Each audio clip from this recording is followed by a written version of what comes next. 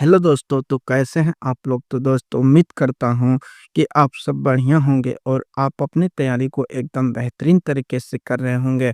तो साथियों, जैसे कि आप सभी जानते हैं कि बिहार पुलिस परीक्षा जो है आप सभी के लिए बहुत ही नज़दीक होने जा रहा है। तो साथियों, उनके लिए मैंने आप सबों को जो है साइंस का क्वेश्चन करा रहे होते हैं। तो साथियों, उसी क्रम में जो है कल के वीडियो में हमने जो साइंस का जो 100 इम्पोर्टेंट क्वेश्चन किए थे साथियों, वो था one liner theory type question. तो उन सभी क्वेश्चन का जो है आज के इस वीडियो में उसका जो ऑब्जेक्टिव क्वेश्चन है साथियों, उन ऑब्जेक्टिव क्वेश्चन को करेंगे।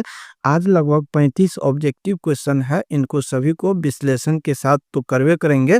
लेकिन साथियों, आप सबको बता दो कि ये जो वीडियो कल का वाला वीडियो था, इसमें 100 लगभग ऑब्जेक्टिव यानी कि सब्जेक्टिव क्वेश्चन था। अगर आप लोग ये नहीं देखे हैं तो इसको ज़रूर देखना साथियों, क्योंकि यहाँ पे मैंने जो है आपको पूरी अच्छी तरीके से सारी चीज़ को एक व्यवस्थित क्रम में बताया हूँ। और उसके बाद जो है एक प्रैक्टिस के रूप में मैंने आपको 35 क्वेश्चन का उसमें से आज जो है एक तरह से समझिए टेस्ट होगा। तो आप लोग देखते रहिए। तो चलिए वीडियो को शुरुआत करते हैं और एकदम हम जो है यहाँ पे कम समय में जो है बेहतरीन करने का प्रयास करते हैं। तो इसीलिए आप लोग पूरे वीडियो को ध्यान से देखिएगा, क्योंकि वीडियो जो है कम समय का रहता है, कंटेंट ज़्यादा रहता है। तो आप लोग के लिए काफ़ी बेहतरीन है। तो साथियों देखिए, क्वेश्चन है कि पृथ्वी का पलायन वेग कितना होता है? तो साथियों, आपको बताए थे कि पलायन वेग क्या होता है कि अगर हम किसी वस्तु को पृथ्वी से फेंकते हैं तो यानी कि इतना स्पीड से फेंकते हैं, यानी कि वह न्यूनतम वेग होता है जिसे किसी वस्तु को फेंकने पर वो पृथ्वी के गुरुत्वाकर्षण से अगर बाहर चला जाता है तो उसी वेग को हम पलायन वेग कहते हैं। इसके लिए जो पृथ्वी का पलायन वेग होता है साथियों, वो होता है 11.2 किलोमीटर प्रति सेकेंड। यानी कि 11.2 किलोमीटर प्रति, यानी कि 1 सेकंड में अगर हम किसी वस्तु को 11 किलोमीटर यानी कि 11.2 किलोमीटर फेंक देंगे, तो वो जो है पृथ्वी के गुरुत्वाकर्षण से बाहर चला जाएगा। तो यही पृथ्वी के लिए पलायन वेग का मान होता है। तो एक इसमें जो पृथ्वी के अलावा जो पूछता है, उसमें पूछता है कि चंद्रमा के लिए पलायन वेग कितना होता है? तो साथियों, चंद्रमा के लिए जो पलायन वेग होता है 2.38 किलोमीटर प्रति सेकंड होता है। और जो तीसरा पूछता है वो है कि सूर्य, तो सूर्य के लिए जो पलायन वेग का मान होता है ये 42 किलोमीटर प्रति सेकंड होता है। तो इन तीनों को ध्यान रखेंगे, तीनों एग्जाम में पूछा गया है। चलिए बढ़ जाते हैं अगले क्वेश्चन की ओर।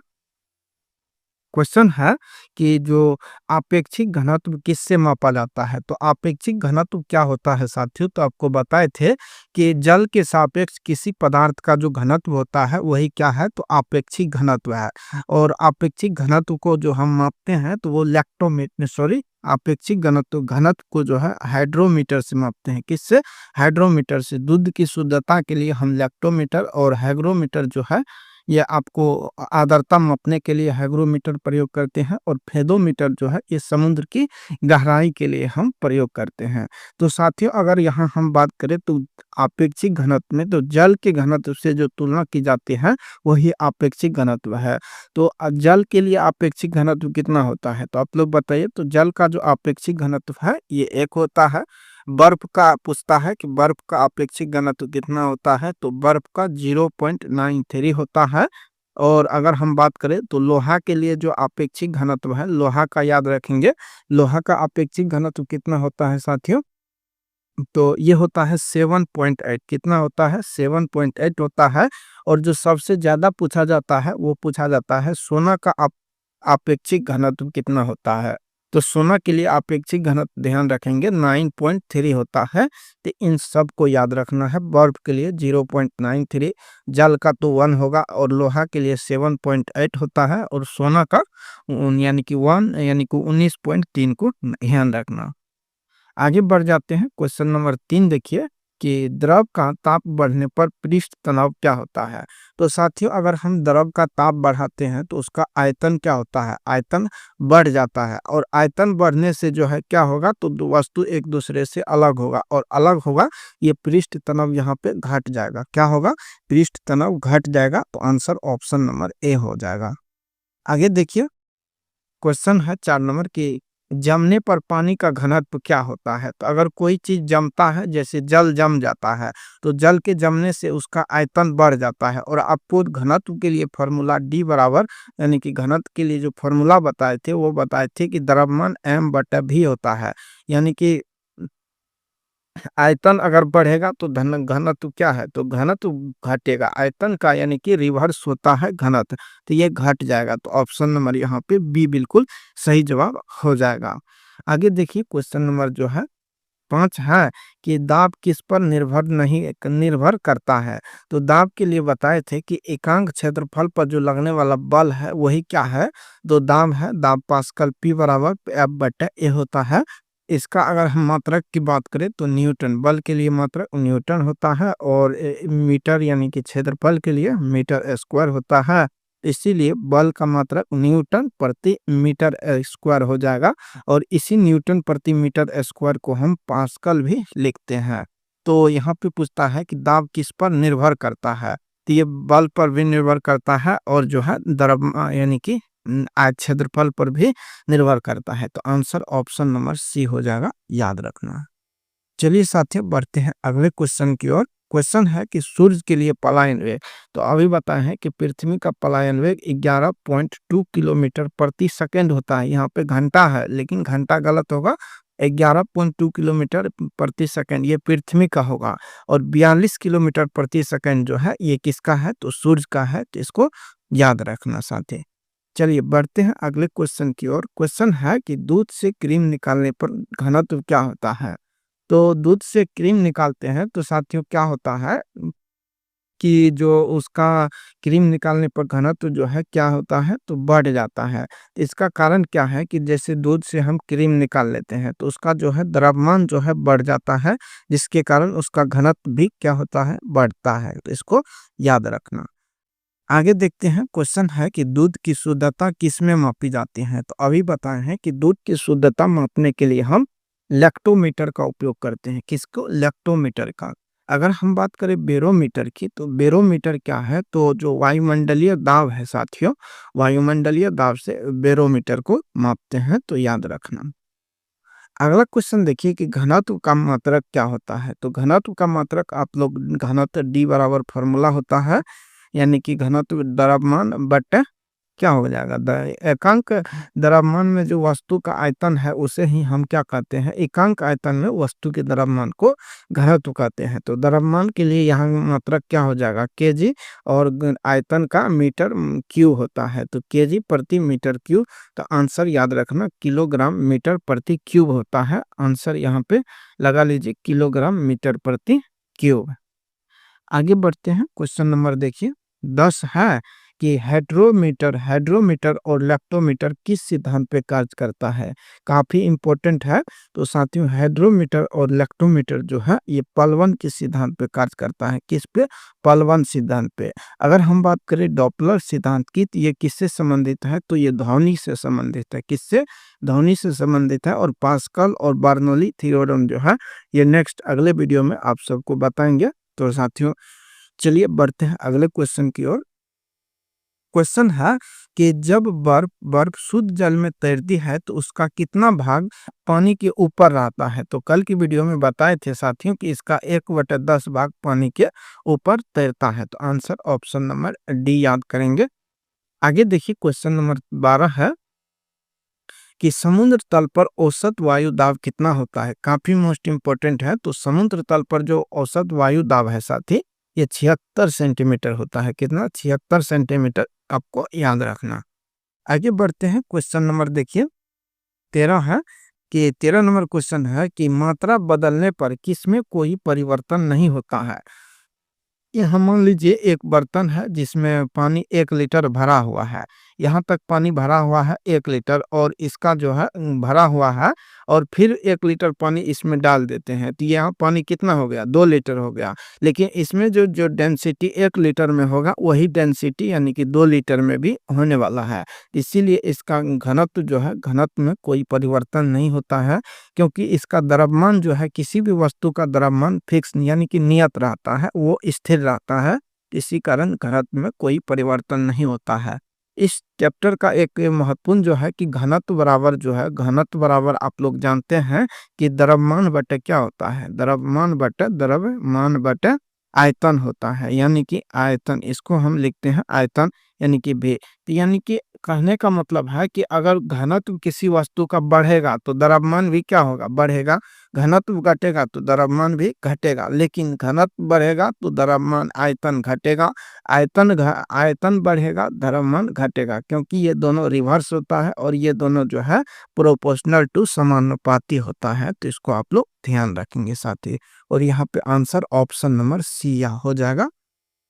आगे देखिए, क्वेश्चन है काफी इंपॉर्टेंट है कि हीरा का अपवर्तनांक कितना होता है। तो इसको याद रखेंगे, 2.42 होता है। कितना, 2.42, या इसे ही हम लिखते हैं 2.417। क्या लिखते हैं, 2.417, लगभग ये 2 के बराबर ही याद रखिएगा, याद रखने में आसान होगा। हीरा का अपवर्तनांक 2.42 होता है। आगे देखते हैं, क्वेश्चन नंबर अगला है कि बेरोमीटर का पाठ्यांक अचानक गिरना किसका संकेत है। जब वो अचानक गिरता है, आंधी तूफान आएगा। जब धीरे धीरे गिरेगा तो क्या होगा, तो वर्षा होगा। और जब अचानक धीरे धीरे बढ़ता है तो मौसम साफ होने का प्रतीक है। तो इसको ध्यान रखेंगे। तो इसमें पूछा है कि जब अचानक गिरता है तो आंधी तूफान आने का संकेत है। आगे देखिए, क्वेश्चन है कि हवा का वाष्प घनत्व कितना होता है। काफी इंपॉर्टेंट है। तो हवा के लिए जो वाष्प घनत्व है साथियों, ये आपको हो जाएगा 14.14। कितना होगा, 14.14, यानी कि इसका मात्रक हो जाएगा केजी प्रति मीटर क्यूब, केजी प्रति मीटर क्यूब। तो आप लोग याद रखना। आगे देखिए, क्वेश्चन है कि बादल जो है वायुमंडल में क्यों तैरते हैं। तो आपको बताए थे कि कोई भी चीज अगर तैर रहा है तो उसका डेंसिटी क्या है, तो वो कम है, यानी कि कम घनत्व के कारण वो तैरता है। तो आंसर ऑप्शन नंबर बी हो जाएगा। आगे बढ़ते हैं, क्वेश्चन नंबर देखते हैं यहाँ पे 17 के बाद। नेक्स्ट क्वेश्चन देखिए, क्वेश्चन नंबर 18 है कि आपेक्षिक आर्द्रता को किसमें मापी जाती है। तो आपेक्षिक आर्द्रता के लिए हम हाइग्रोमीटर का प्रयोग करते हैं। किसका, हाइग्रोमीटर का। और हाइड्रोमीटर का प्रयोग हम किस में करते हैं, तो द्रव का घनत्व मापने के लिए। और बैरोमीटर वायुमंडलीय दाब को मापने के लिए प्रयोग करते हैं। अगला क्वेश्चन देखिए, क्वेश्चन नंबर जो है 19 है कि वायुमंडलीय दाब की यूनिट क्या है। तो वायुमंडलीय दाब को जो है बार होता है। क्या होता है, बार होता है। और एक बार बराबर जो होता है साथियों, ये 10⁵ न्यूटन न्यूटन प्रति मीटर स्क्वायर के बराबर होता है। तो इसको याद रखना, 10⁵ न्यूटन प्रति मीटर स्क्वायर के। आगे क्वेश्चन देखिए, क्वेश्चन नंबर 20 है आपके सामने कि क्वेश्चन नंबर 20 कहता है कि बैरोमीटर का पाठ्यांक जब धीरे धीरे गिरता है तो ये क्या होता है, तो धीरे धीरे गिरता है तो वर्षा होता है। तो ऑप्शन नंबर ए हो जाएगा। चलिए बढ़ जाते हैं अगले क्वेश्चन की ओर। क्वेश्चन है कि चंद्रमा के लिए पलायन वेग, तो ये बताए हैं कि 2.38 किलोमीटर प्रति सेकंड होता है। तो ऑप्शन नंबर यहाँ पे डी हो जाएगा। आगे बढ़ते हैं, क्वेश्चन नंबर 22 देखिए कि पृष्ठ तनाव का मात्रक क्या होता है। तो पृष्ठ तनाव जो होता है, जिसे हम सिग्मा से सूचित किया जाता है, पृष्ठ तनाव होता है कि वह, यानी कि बल बटे क्या होता है, बल बटे लंबाई होता है, बल बटे लंबाई होता है। तो पृष्ठ तनाव, तो इसका मात्रक निकालिए। तो बल का मात्रक न्यूटन में, यानी क्या, और लंबाई के लिए मात्रक मीटर हो जाएगा। तो न्यूटन प्रति मीटर होता है। तो आंसर ऑप्शन नंबर बी हो जाएगा। अच्छा, आप लोग को क्या याद है कि एक ही मात्रक बताए थे जो होता है न्यूटन मीटर। आप लोग बताइएगा किसका मात्रक है। तो न्यूटन मीटर जो है आपको बताए थे ना साथी कि ये बल आघूर्ण का मात्रक है। किसका है, बल आघूर्ण का। तो इनमें आप लोग कंफ्यूज नहीं होगा। न्यूटन प्रति मीटर है पृष्ठ तनाव का मात्रक, और न्यूटन मीटर है ये बल आघूर्ण का मात्रक। तो इसको याद रखना। आगे देखिए, क्वेश्चन है कि जमने पर पानी का आयतन क्या होता है। तो जमने पर पानी का आयतन बढ़ता है। तो ऑप्शन नंबर बी हो जाएगा। और जमने पर पानी का आयतन अगर बढ़ता है तो घनत्व क्या होगा, तो घनत्व घटता है। क्या होता है, घनत्व घटता है। आगे देखिए क्वेश्चन है कि किसी सतह के एकांक क्षेत्रफल पर लगने वाले बल को क्या कहते हैं?